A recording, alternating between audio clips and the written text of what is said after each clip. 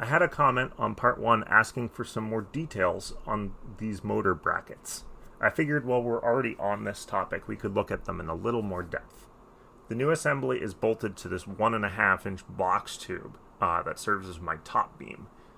And each of these brackets is secured using these 3 quarter 20 bolts, although the center one here is actually a special little one that I machined up. It's a step bolt so that I can hold the idler sprocket in place with this little spacer to keep the sprocket in the same plane as the drive gear.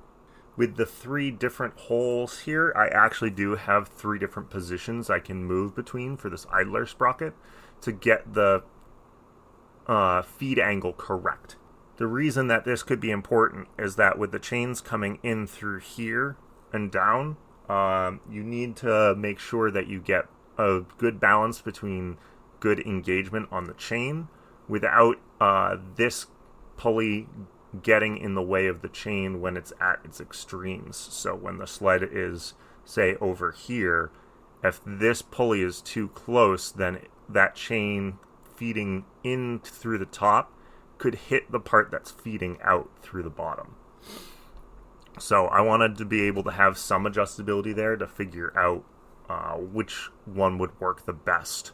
So the nice thing about this assembly is that it kind of sandwiches the worm drive motor here between these 2 plates, and it actually gets bolted with these 8 screws. So there's 4 in the front and then 4 in the back here to keep this gearbox nice and secure against the top beam. This is especially important because I just don't want to have any deformation during cutting, which would distort any of the parts that I'm creating. It's probably overkill, but in my previous setup with the 2 angle iron brackets that you may have seen in part 1, they kind of flexed a little bit at the extremes, so I just wanted to completely eliminate that problem.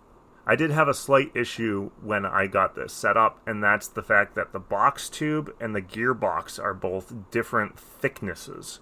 So what I had to do is make up this little spacer plate that's back here. And this is just a piece of steel that I water jet cut with the front and back plates. And then I put on a milling machine to get this exact 7.1 millimeter height. So that way I got this spacing perfect. And actually I went a little thicker just so that I could bolt the face plates and this spacer to the motor and then be able to slide it over the top beam tube. So by it being just a little bit thicker this way, it made it a lot easier to just slide right over.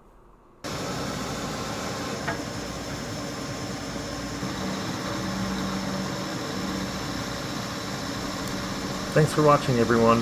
Hope you enjoyed this quick little episode here. In our next installment, we're going to be looking at the chain system on the new machine, as well as diving into the first project.